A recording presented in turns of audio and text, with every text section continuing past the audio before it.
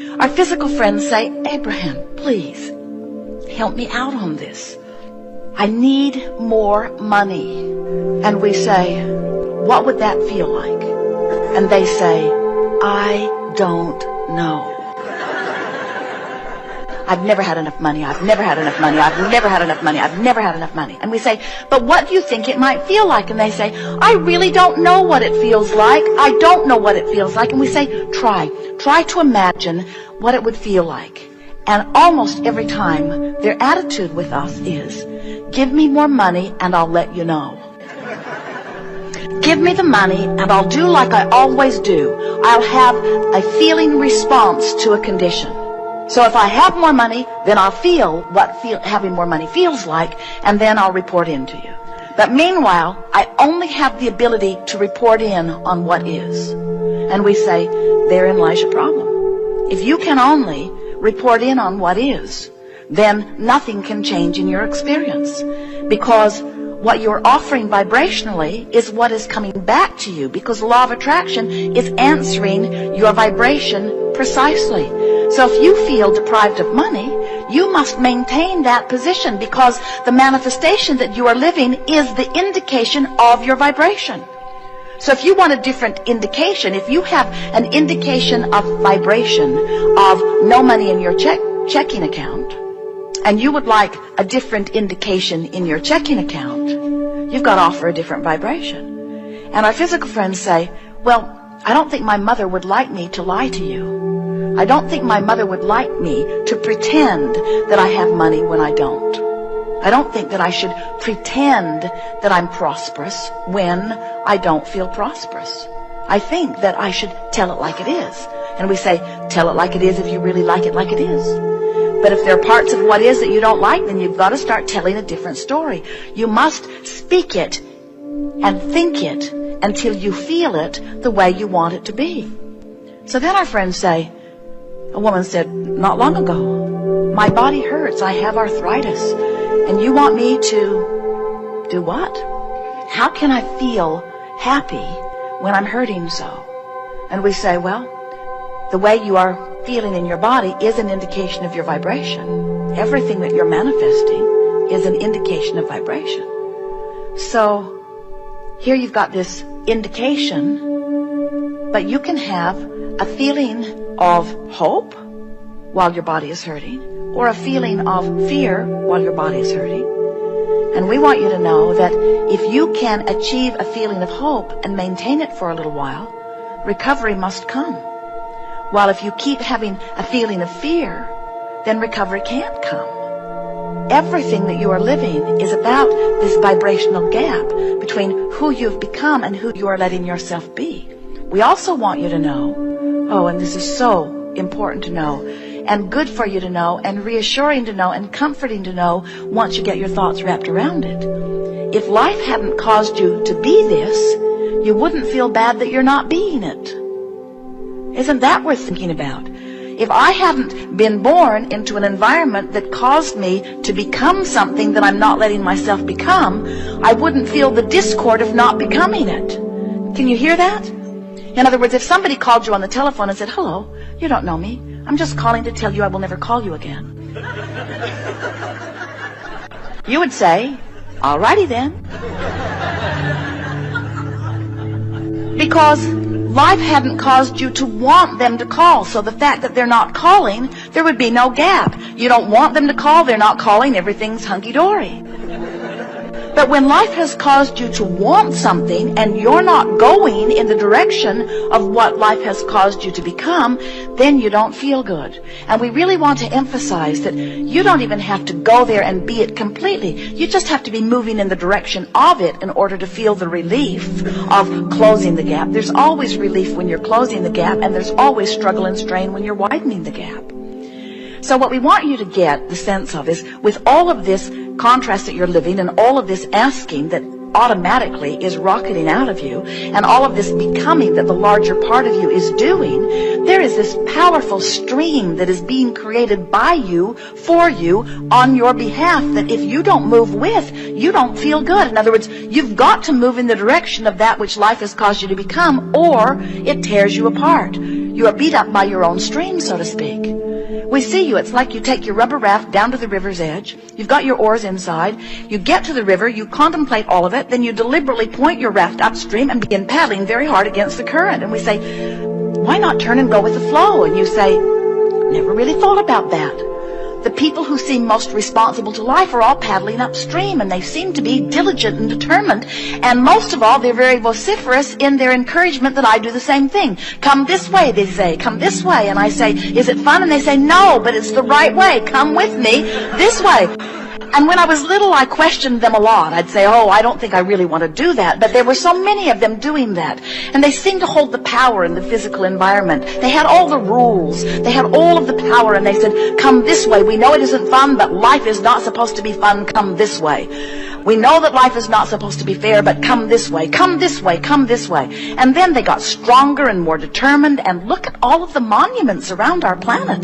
The monuments all seem to be left in honor of those who have struggled very hard and died in their struggle. And then they go on to tell us that they have heard that the rewards in heaven are mighty for those who have struggled and persevered, the virtuous, valiant, hardworking, struggling ones. And we always listen with kind care and concern because we understand that you've heard it from so many, and we know you want to do what's right, and you want to find the right rule, and you want to live your life the way you've intended, and you want to find a way of fulfilling your life's purpose. We get why you've got hold of those oars and you're mimicking all of those others that are struggling and trying very hard. But we have to tell you this one little thing that you're overlooking, that almost all of you have forgotten, and that is nothing that you want is upstream. Not one single thing that you want is upstream, and the reason that we know that so emphatically is because we've seen the stream. We know how it got started. We are at the headwaters of the stream.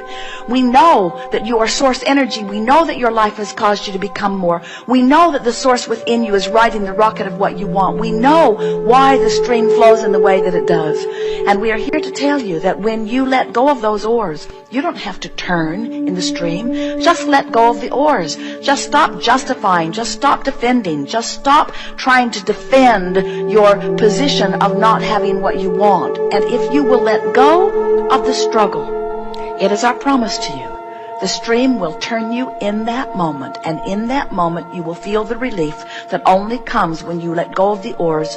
Better said, when you release resistance. Better said, when you go with the flow of who you are. Better said, when you let yourself move in the direction of that which you have become. Better said, when you allow yourself to become the expanding being that life insists that you must become. You can't hold back from your expansion. You cannot become less. Do you know that? You can't have an experience which causes you to expand and then deny that expansion. The source within you will not deny that expansion. And do you know why you can't deny it? Because law of attraction, have you been hearing about it? Law of attraction is responding to the vibrational basis of all that is. Now we want to appeal to your logic just a little bit here. So do you sort of get it that you exist before this body? And do you acknowledge that you will be after this body? And are you inclined to hear us as we say, the same time you are in this body, you are source energy also? Law of attraction is like a giant magnifying glass that is responding to every vibration in the universe. So, appealing to your logic, this eternal part of you, eternal meaning we can't even quantify the time of it, this eternal you that law of attraction is responding to, which do you think has the strongest pulling power? Law of attraction responding to this eternal part of you or to this physical part of you? Think about it. You've lived so much and you've become so much, and each time you live you become more. And can't you feel? Isn't it logical to you that this generation, these generations that are alive here in your physical bodies now on planet Earth are benefiting from the desires that were born in past generations? And don't you sort of see that future generations will benefit from even what you are asking for now? And we want you to understand that you have the ability to benefit from your asking right here, right now, if when you ask, you could stop resisting. And that's the tricky part. In other words, so here you are experiencing contrast of a body that feels sick, and in that sickness, you are asking for wellness in a stronger way than you ever have before. And in the moment that you ask for wellness, when you ask, it is given, and the vibrational part of you that is the larger part of you becomes weller than it has ever been because of this new experience that you just provided. And if you could release the resistance that is keeping you from that wellness, you would be well so fast doctors' heads would spin. In fact, you'd be well so fast they would proclaim, I must have misdiagnosed you to begin with. Because my logic, my medical scientific background logic, tells me that you can't go from sickness to wellness, not with a disease that big, bad, and ugly, in that short a period of time. And we say, they don't know. They don't know about the releasing of resistance. They don't know about the power of your asking. They don't really know that in your sickness you ask for wellness in a stronger way than ever before. And they don't know that you laid in your bed last night and dropped the oars on subject after subject after subject that's been bothering you. You see, so many people who are sick think that they have to stop thinking negatively about sickness in order to be well. It's not your thinking negatively about sickness that made you sick. It's part of what perpetuates it after you're sick. We acknowledge that once you have a manifestation, you do give your undivided attention to the manifestation. So once you're sick, it's easy to beat the drum of sickness and keep it going. But we want you to understand that it wasn't thinking about sickness that made you sick. It was being mad at your daughter. It was being mad at your mother. It was being mad at your husband. It was being mad at your wife. It was about being unhappy at work. It was about complaining about this. It was about complaining about the government. It was about complaining about things where you can't do anything about it, you know? Those things where you're trying to get somebody else to do something differently so that you can feel better, and they refuse to do something differently so that you can feel better because they don't think they were born to live your life for you. Have you noticed that nobody, hardly anybody, will do what you think you need them to do so that you can feel better? And the reason they don't do that is because they were all born to do what they need to do so that they can feel better. But most people have lost track of that. Most people have lost track of their guidance system. Most people cannot quantify the journey between sickness and wellness, between not enough money and plenty of money. You don't know which way you're going. You're upside down and all around. You start toward money and then you turn around and go back. You start toward money. Jerry and Esther are going from Phoenix to San Diego. They know the way. It's 400 miles, point west. Keep going. You'll get there. They never get out there in the middle of the desert about Yuma and freak out because they're not in San Diego yet. And then get mad at each other. It's your fault we're not there. It's your fault we're not there. It's your fault we're not there. And then get disoriented in their anger and turn around and go back to Phoenix. Phoenix, Yuma, Phoenix, Yuma, Phoenix, Yuma, Phoenix, Yuma. And then they announce to each other and to the world, San Diego is an impossible dream. San Diego is incurable. You're laughing. You think that's really a silly story, and yet you do it all the time. You do it all the time with things. You're well on your way to wellness because you found something that makes you feel hopeful, or you've thought some thought that isn't wrapped up in the vibration of illness. You've been distracted from something, and for a moment you're not offering any resistance, and you're well along the way.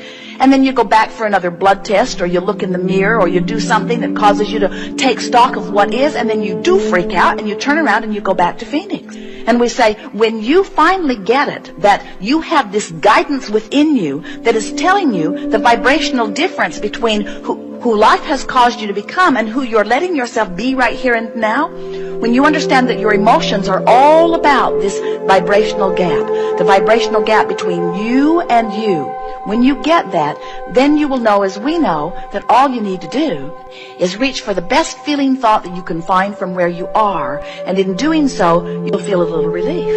The stream is always moving toward who you have become, and every bit of negative emotion that you feel is because you've got some idea in your head that you're offering on a pretty consistent basis, a chronic sort of belief or thought or conversation that you're having that is keeping you from going in the direction. But the call of Source never stops calling. If it would, you'd feel better, but it won't, because you can't be less than life has caused you to become. So Source keeps calling, and when you go, or when you let yourself go,